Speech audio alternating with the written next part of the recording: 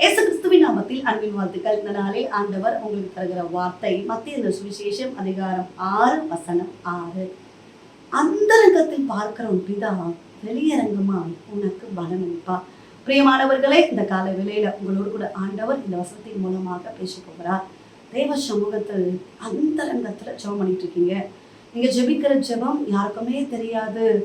ஆண்டவருக்கும் உங்களுக்கும் உள்ள அந்த ஒரு ஜெபம் தனிமைப்படுத்தி தேவ சமூகத்துல உங்களை தாழ்த்தி ஏதோ ஒரு காரியத்துக்காக நீங்க ஜெபம் பண்ணிட்டு இருக்கீங்க.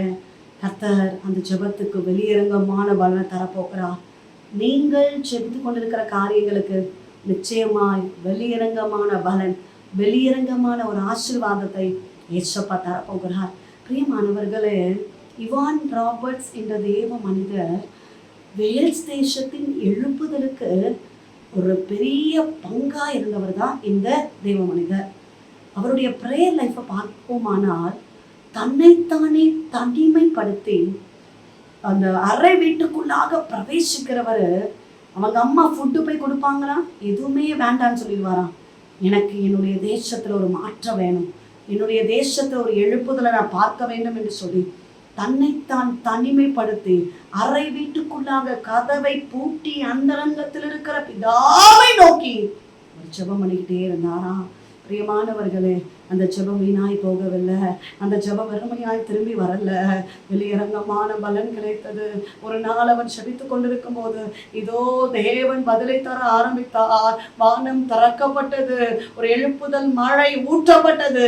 எந்தெந்த காரியங்களுக்காக தன்னுடைய தேசத்துக்காக அவர் தனிமைப்படுத்தி தன்னையே தாழ்த்தி ஒப்பு கொடுத்து ஜெபித்தாரோ அந்த காரியங்கள்ல கர்த்தருடைய அற்புதம் வெளிப்பட்டது.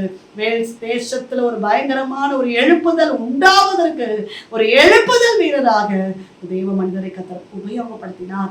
ஏசப்பாவுடைய வார்த்தை கேட்டுக்கொண்டிருக்கிறீங்க. உங்க குடும்பத்துல ஏதோ ஒரு பிரச்சனை, ஏதோ ஒரு நெருக்கம், சமாதான குறைவு, பலவிதமான போராட்டம், உங்களை நீங்க தனிமைப்படுத்துங்க.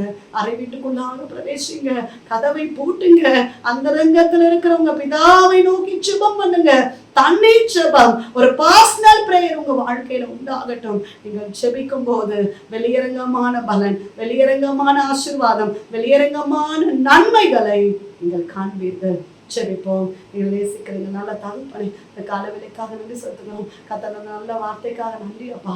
வெளியரங்கமான பலனை தருவேன்னு சொல்லியிருக்கிறேன். உண்மையான தேவ பிள்ளைகளுக்காக ஸ்தோத்திரம். எந்த காரியங்களுக்காக தன்னைத்தான் தனிமைப்படுத்தி எசப்பா ஜெபித்து கொண்டிருக்கிறார்களோ, வேதனையோடு கண்ணீரோடு ஜெபித்து கொண்டிருக்கிறார்களோ, இந்த காரியங்கள் அற்புதங்கள் நடக்கட்டும், அதிசயங்கள் நடக்கட்டும், பலவீனங்கள் மாறட்டும், போராட்டங்கள் மாறட்டும், சத்ருவின் கிரியைகள் வல்லமைகள் இயேசுவின் நாமத்தினால அழிக்கப்படுகிறபடியினால ஸ்தோத்திரம். எல்லா பலவீனங்களை கர்த்தர் மாற்றுவீராக.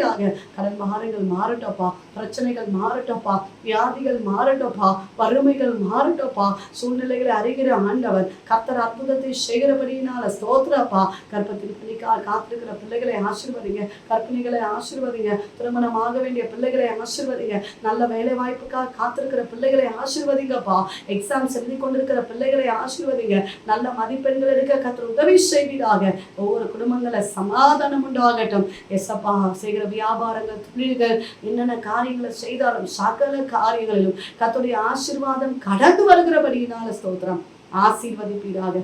இயேசு கிறிஸ்துவின் நாமத்தில் ஜெபிக்கிறோம் எங்கள் ஜீவனுள்ள நல்ல தகப்பனே, ஆமென்.